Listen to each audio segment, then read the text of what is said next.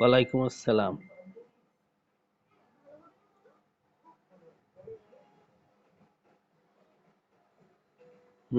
প্রিয় শিক্ষার্থী বৃন্দ,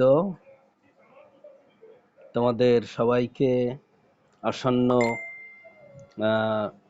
ঈদ উল ফিতরের শুভেচ্ছা। যদিও এটা অগ্রিম হয়ে যায়, তবুও ঈদের আগে হয়তো তোমরা এক সপ্তাহের জন্য ক্লাস অফ পাবে। এটা 2-1 দিনের মধ্যেই আমরা জানিয়ে দেব। তো এই জন্য তোমাদের অগ্রিম শুভেচ্ছা। আশা করি তোমরা সবাই ভালো আছো। আজকে লাস্ট ক্লাসটা আমরা মেসেঞ্জারে জানাই দেব। বৃহস্পতিবারও হতে পারে। আমরা মেসেঞ্জারে দিয়ে দেব। বলো। হ্যাঁ, কালকে 2-1টা ক্লাস হবে আর কি। তারপরে আমরা কালকেই না, হ্যাঁ হ্যাঁ হ্যাঁ, এটা গ্রুপে দিয়ে দেব। অবশ্যই তোমরা গ্রুপে খোঁজ নিবা, দেখতে পারবা। আর ঈদের সময় তোমরা বাইরে বেশি ঘোরাঘুরি করো না, কারণ দেশে করোনা পরিস্থিতি খুব ভয়াবহ রূপের মধ্যে আছে। তোমরা জানো যে ভারতে নতুন ভেরিয়েন্ট ধরা পড়েছে অনেকগুলো, এবং যে ভ্যাকসিন দিচ্ছে তার 76% ওখানে কার্যকরী না। তাহলে এবার চিন্তা করো, এই ভ্যাকসিনেও ভারতে কাজ হচ্ছে না, তার মানে 76% এই যে অ্যাস্ট্রাজেনেকার টিকা কোনো কাজ করতেছে না, কারণ এই ভেরিয়েন্টটা অ্যাকচুয়ালি ভারতে আসছে আফ্রিকা থেকে। এবং এটা আর জন্য বাংলাদেশ খুব ঝুঁকির মধ্যে আছি আমরা। কাজেই তোমরা তোমরা খুব সতর্কভাবে চলাফেরা করবে। ঈদের কেনাকাটার, 1 বছর কেনাকাটা না হলে কিছুই, ওয়ালাইকুম আসসালাম, 1 বছর কেনাকাটা না হলে কিছুই হবে না। তোমরা বাসায় বসে ঈদ করবে এবং কোথাও যাওয়ার দরকার নাই। মনে থাকবে? আচ্ছা, থ্যাংক ইউ। কারণ আগে তো বাঁচতে হবে, তারপরে তো বিনোদন। তো আমরা, যেহেতু আমাদের টাইম খুব লিমিটেড, আমরা এখনই শুরু করে দিতে চাই। তোমাদের মনে আছে কার যে আমরা আগের দিন কত নাম্বার রুল পর্যন্ত করেছিলাম? Right form of verbs. তোমরা লিখে নাও আগে, রাইট ফর্ম অফ ভার্বস। কার মনে আছে? ইয়ানা, ইয়ানা, তোমার কি মনে আছে আমরা কত রুল পর্যন্ত করেছি? বলো তো, কত না? 10 কি হয়ে গেছিল আমাদের?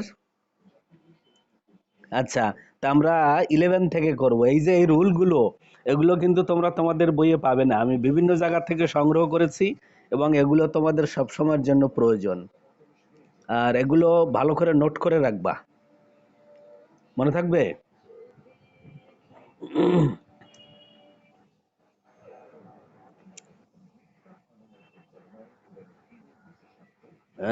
এটা তো অনেকগুলো পেজ, তারপরে আমি দেওয়ার চেষ্টা করব।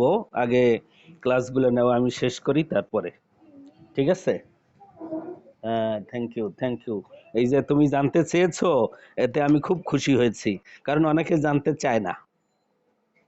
জানতে চাওয়াটা একটা যোগ্যতা। তো যে জানতে চেয়েছো, তোমাকে আমি দেখতে পাচ্ছি না, কিন্তু মেনি মেনি থ্যাঙ্কস। আমি বুঝতে পারছি তার লেখা, পড়াশোনার আগ্রহ অনেক বেশি, এই জন্য মেনি থ্যাঙ্কস। হুম হুম। তাহলে আমরা 10 থেকে শুরু করব, তাই না? ও, 11 থেকে শুরু করব, থ্যাংক ইউ। 11 থেকে শুরু করব। তাহলে তোমরা উপরে লিখে নিছো, rules of right form of verbs. লিখো সবাই, rules of right form of verbs. প্রত্যেকে খাতা কলম নিয়ে রেডি হও। একদম উপরে লিখবা ইংলিশ সেকেন্ড পেপার, তারপরে লিখো rules of right form of verbs. ঠিক আছে? Rules of right form of verbs. আচ্ছা, এরপরে লিখো 11। সবাই লিখতেছো? আচ্ছা, তাহলে এখন আমি তোমাদের স্ক্রিনে ওই 11 নম্বর রুলসটা দেখাবো। 11 নম্বর রুলস, এটা ভেরি ভেরি ইম্পর্টেন্ট। তোমরা একটু মিউট করে রাখো, মনে হয় মিউট করে রাখলে ভালো হবে, কারণ অনেকের বাসা থেকে একটু সাউন্ড আসে আর কি।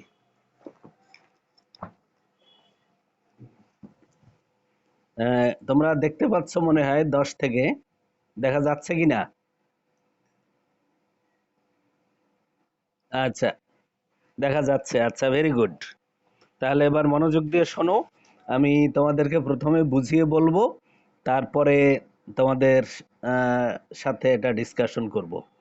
আচ্ছা, তাহলে 10 শুরু করে দিলাম। সাবজেক্ট হিসাবে সবার লিখতে হবে কিন্তু। সাবজেক্ট হিসাবে যদি ওয়ান অফ দা, 10 থেকে না? ও আচ্ছা আচ্ছা, 11 থেকে, ঠিক আছে। তাহলে 11 নম্বর আমরা লিখি। 11 নম্বর দেখো, 11 নম্বরে কি আছে? no sooner had, hardly had, scarcely had। আচ্ছা, সাথে কিন্তু no sooner had dot dot দিয়ে দেন, এভাবে লিখো। no sooner had dot dot দিয়ে দেন, তারপরে কমা দাও। হার্ডলি হ্যাড ডট ডট দিয়ে হোয়েন, তারপরে স্কার্সলি হ্যাড ডট ডট দিয়ে হোয়েন। এই তিনটা। আবার শোনো, no sooner had, hardly had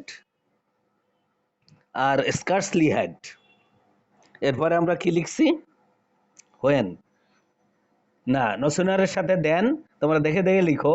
no sooner had dot dot then, তারপরে হার্ডলি হ্যাড ডট ডট দিয়ে when, scarcely had dot dot দিয়ে হোয়েন ইত্যাদি দ্বারা দুইটা ক্লোজ যুক্ত থাকলে।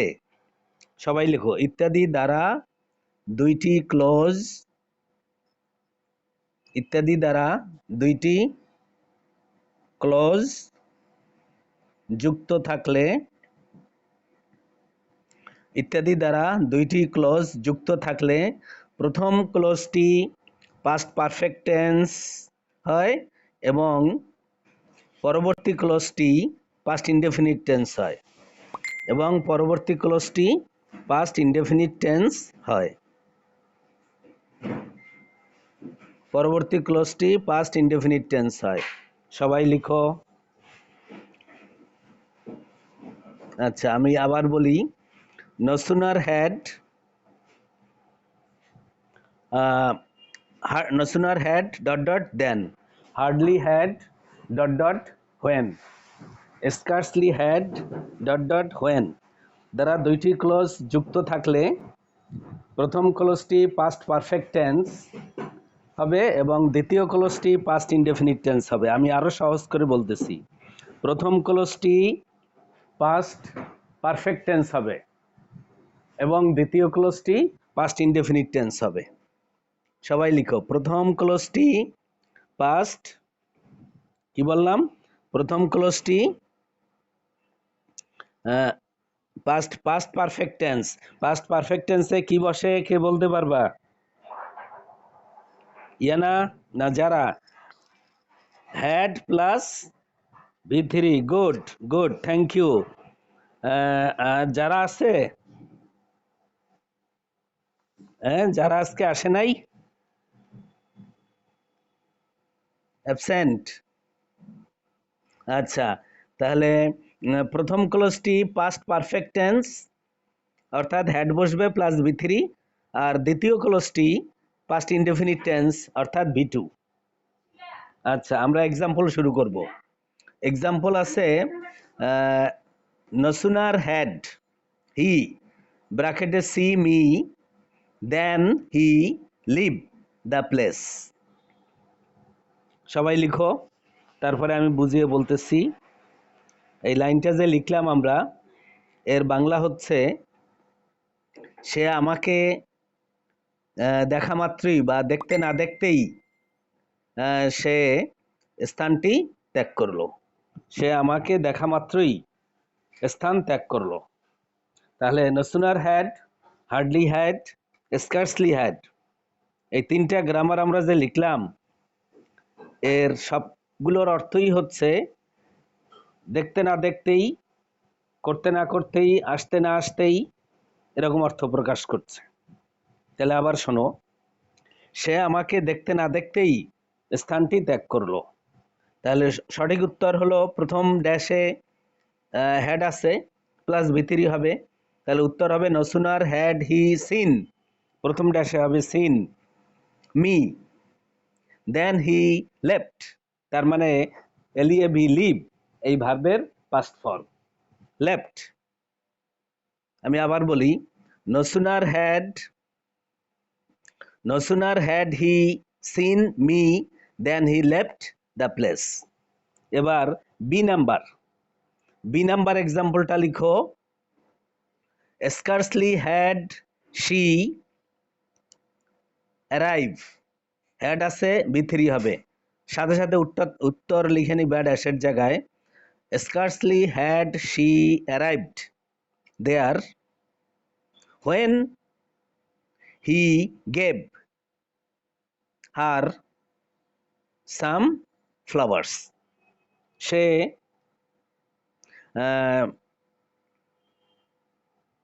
উপস্থিত হতে না হতেই তাকে ফুল উপহার দেওয়া হলো।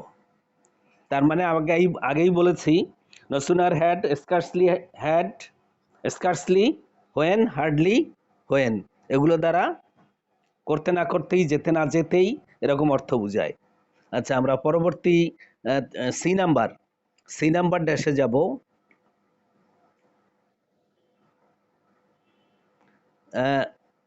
সি নাম্বার ড্যাশে যাও। C number example, hardly had I reached the station, RESCHED, hardly had I reached the station when the train left, left, তার মানে লিভ এই ভার্বের V2 left, left। আবার সি নাম্বার বলি আমি, hardly had I reached the station when the train left, তার মানে আমি স্টেশনে পৌঁছাতে না পৌঁছাতেই ট্রেন ছেড়ে দিল। আবার শোনো, no sooner had ...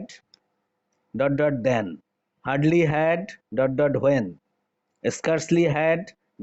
when, এগুলো দ্বারা কি অর্থ বোঝায়? করতে না করতেই, যেতে না যেতেই, আসতে না আসতেই, পৌঁছাতে না পৌঁছাতেই এরকম অর্থ প্রকাশ পায়। প্রথম অংশ পাস্ট পারফেক্ট টেন্স, দ্বিতীয় অংশ পাস্ট ইনডেফিনিট টেন্স। আশা করি এটা তোমাদের কমপ্লিট হয়েছে।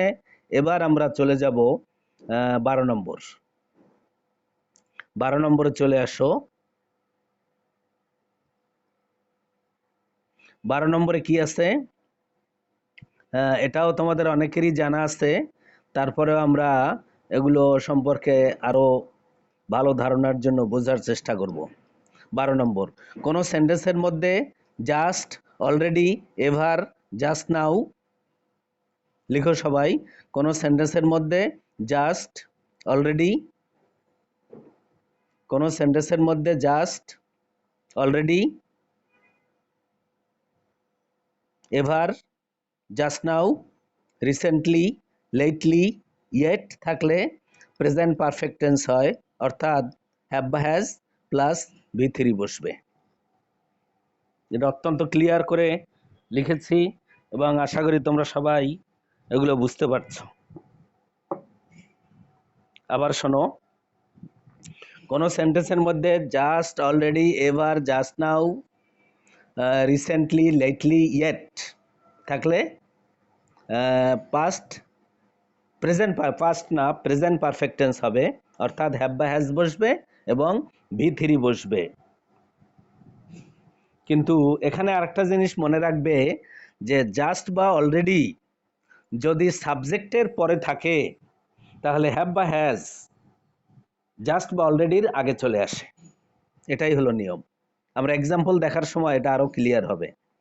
1 নম্বর এক্সাম্পলে কি, লিখো, প্রত্যেকে লিখতে হবে, I already forgot his name.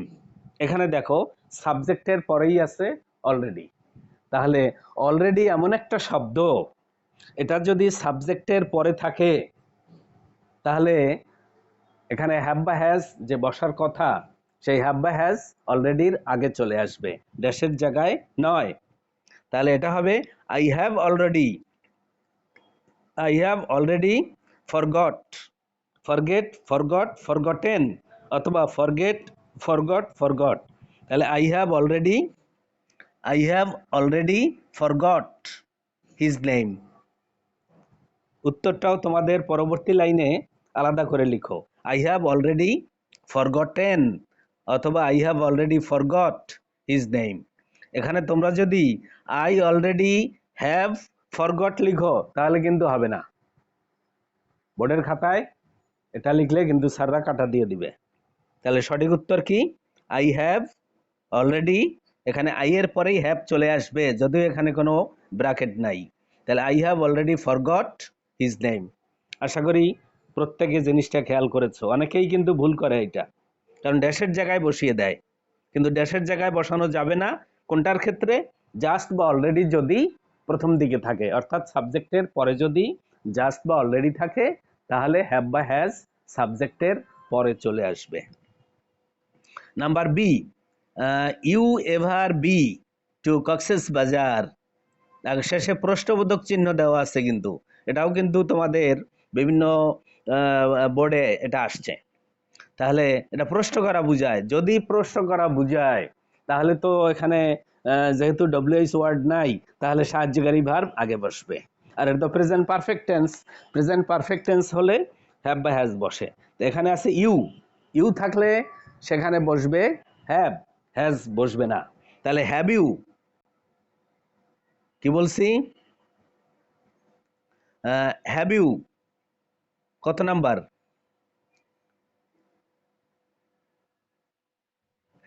Have you ever been, have you ever been to Cox's Bazar, have you ever been, have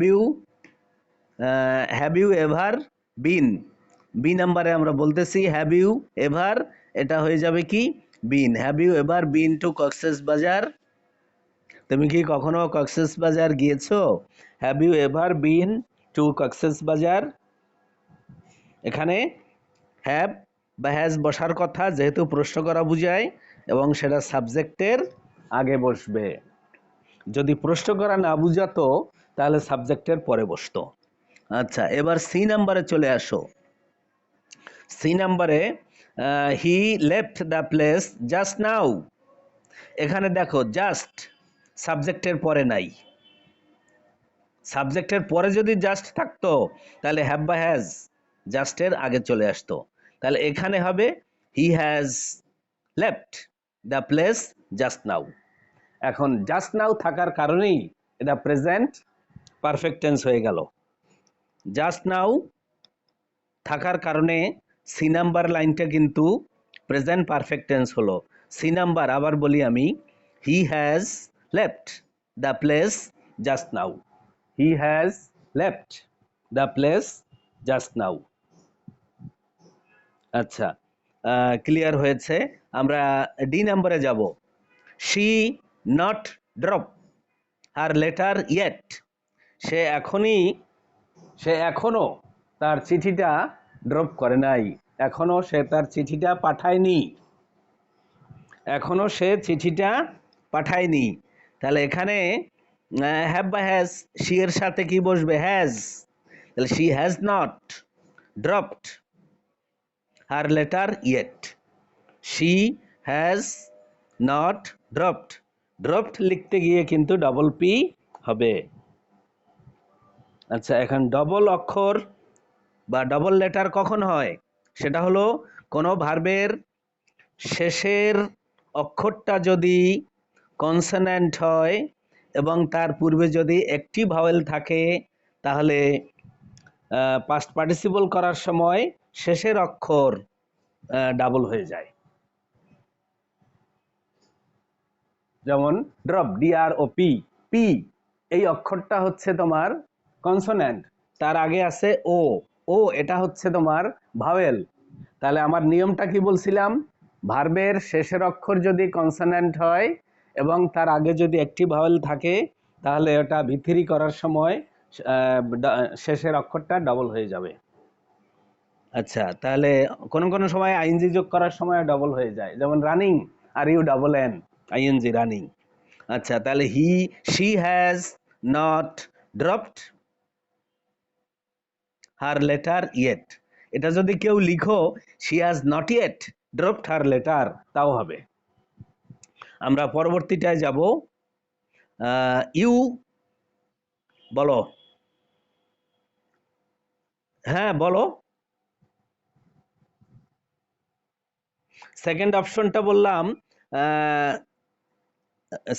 এটা সি নাম্বার না, না D number, she has not yet dropped her letter, এটা হলো second option, she has not yet dropped her letter, এটাও হবে।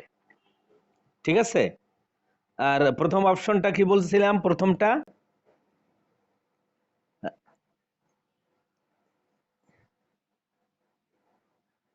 হ্যাঁ ঠিক আছে, দুইটাই তোমরা লিখে রাখতে পারো। Second option she has not yet dropped her letter, দুইটাই রাইট। এবং এটা যদি পরীক্ষায় আসে তাহলে অবলিক দিয়ে দুইটাই লিখে দিতে পারো, বা অর দিয়ে পরের লাইনে আবার দিয়ে দিতে পারো। আমরা নেক্সট নাম্বারে যাব, নেক্সট এক্সাম্পলে যাব।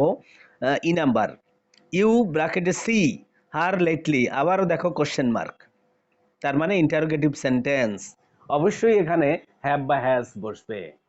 এখন শোনো, ইন্টারোগেটিভ সেন্টেন্সে যদি হ্যাভ বা হ্যাজ বসে এবং ডব্লিউএইচ ওয়ার্ড যদি না থাকে, তাহলে ওই হ্যাভ বা হ্যাজ সাবজেক্টের আগে চলে আসবে।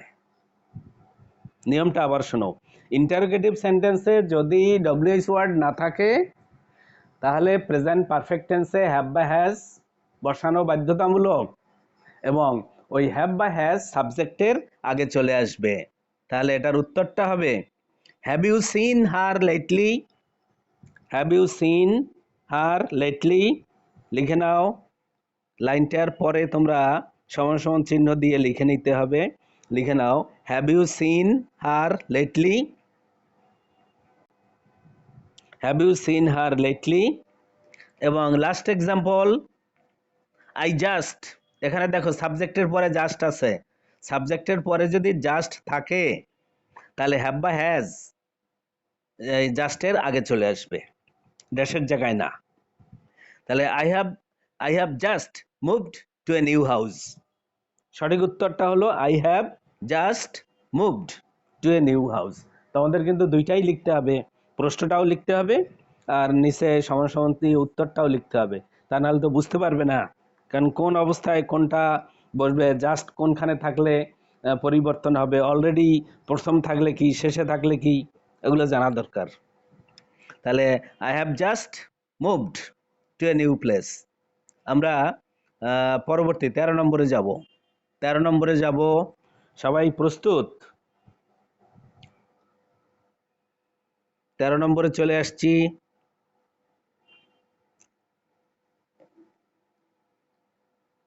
13 নম্বর দেখো,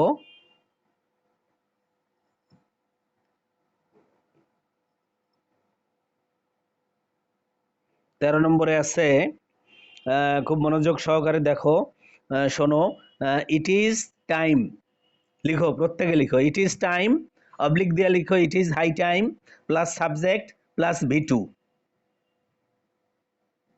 প্লাস ডট ডট ডট বসবে। আবার শোনো 13 নম্বরে, it is time, it is high time, তার মানে ইট ইজ টাইমও থাকতে পারে, ইট ইজ হাই টাইমও থাকতে পারে, plus subject plus V2 plus dot dot dot, এই নিয়মে বসবে। ক্লিয়ার হয়েছে? এখন ইট ইজ টাইম বা ইট ইজ হাই টাইম এর মানেটা কি?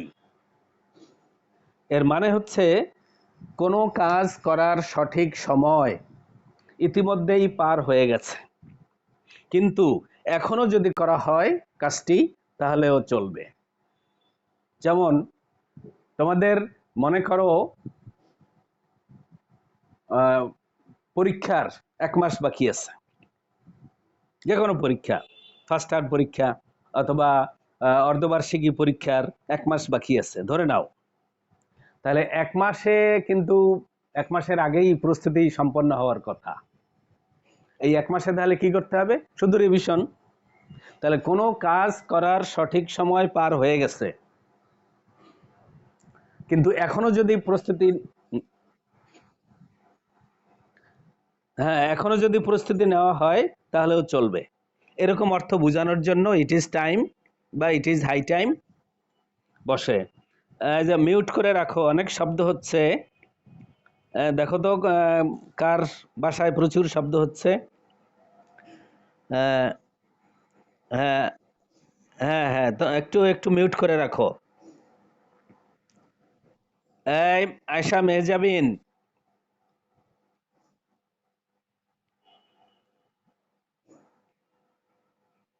হ্যাঁ আবার চক, আচ্ছা চকে যাওয়ার গল্পটা একটু বন্ধ করো, চকে যাওয়ার গল্প বন্ধ করো, আমি পড়াতে পারছি না। আর ফাস্ট ফুড শপে যাওয়ার বন্ধ করো, রোজার দিনে কিসের ফাস্ট ফুড? হ্যাঁ, এই তোমরা প্লিজ একটু একটু মিউট করে রাখো, ঝগড়া শুরু হয়ে গেছে, মিউট করে রাখো।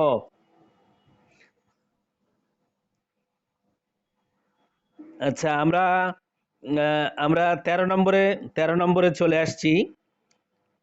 আচ্ছা আচ্ছা, মিউট করে রাখো। কার বাসায় কথা হচ্ছে প্রচুর? হ্যাঁ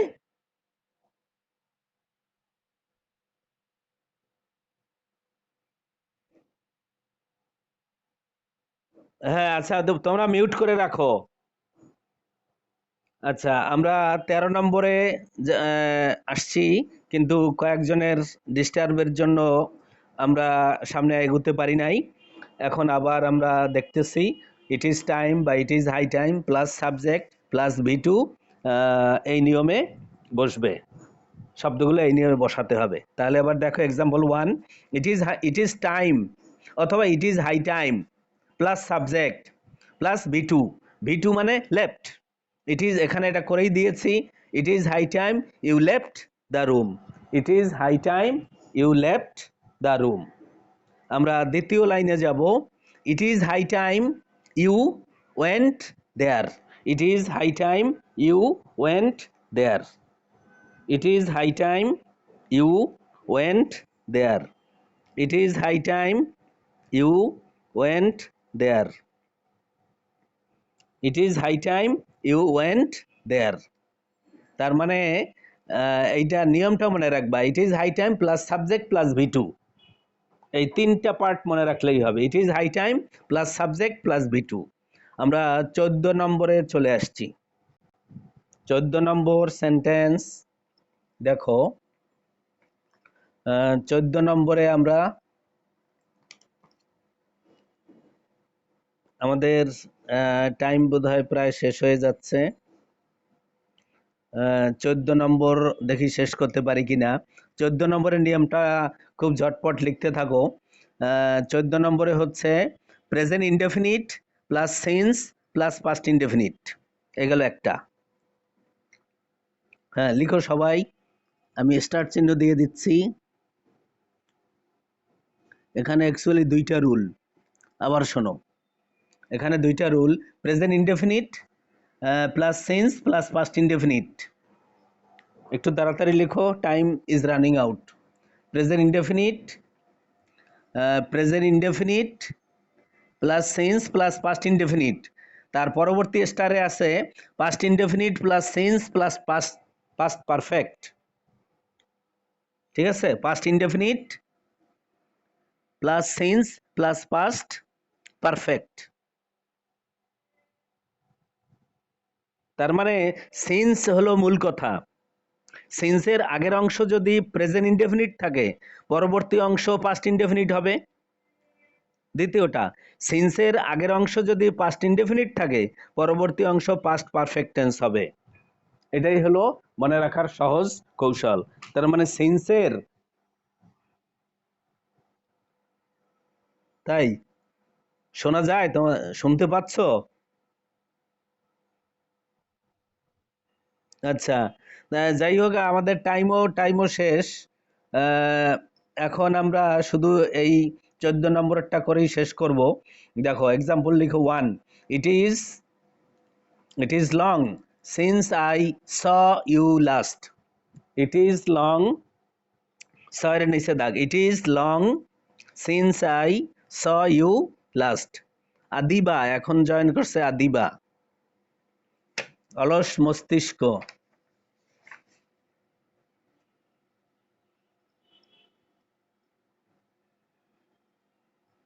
আচ্ছা আমরা কি লিখছি? It is it is long since I saw you last. Since I saw you last. B number এক্সাম্পলটা কি? It was long since we had met last. এটাই আমাদের last. It was long since we had met, M E T হবে, we had met. তো প্রিয় শিক্ষার্থী, আমাদের সময় যেহেতু শেষ, এরপরে আমি যা বলতেছি বা করব এটা রেকর্ড হচ্ছে না, কাজেই তোমাদের অগ্রিম ঈদের শুভেচ্ছা জানিয়ে আজকে শেষ করছি।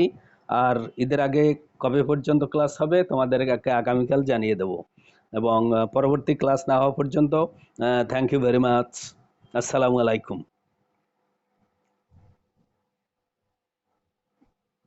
জি জি, আলহামদুলিল্লাহ, ঈদের শুভেচ্ছা তোমাদের সবাইকে।